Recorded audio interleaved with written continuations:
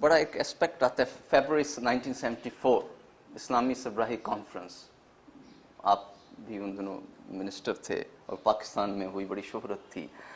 بعض جگہ سے یہ الیج کیا گیا ہے کہ انڈر نیتھ اس کانفرنس میں پہلے سے یہ پلان بن چکا تھا, بلکہ اب تو ایک بک میں آئن ایڈمسن کی بک میں بھی آ چکا ہے, اے مین آف گاڈ اس بک کا نام ہے, کہ اس کانفرنس میں کانفرنس کے ہال کے باہر جماعت احمدیہ کے خلاف کچھ لٹریچر بھی تقسیم کیا جائے گا جو مختلف ملک کے مندوبین شریک ہو رہے تھے. اور ان اپریہنشنز کے متعلق Aziz Ahmed who was foreign minister at that time اور پرائم منسٹر کو بھی آگاہ کر دیا گیا تھا. اس وقت انہوں نے یہ ایشور کیا تھا کہ ایسی کوئی بات نہیں ہوگی, لیکن عملاً بعد میں یہ پتہ لگا کہ وہ لٹریچر وہاں پہ کچھ جماعت احمدیہ کے خلاف تقسیم ہوا اسلامی کانفرنس میں. تو کیا وجہ تھی اس موقع کو اس طرح یوز کرنے کا, ریزن کیا بنا تھا؟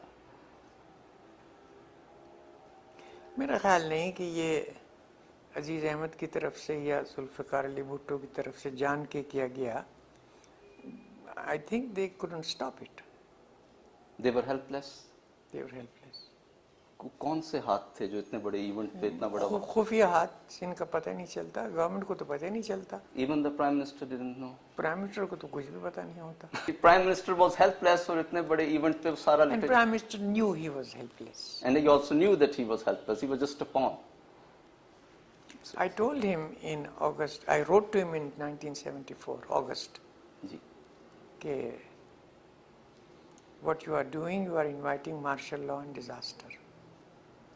As a minister, I wrote to him. What was his answer? He didn't reply to my letter.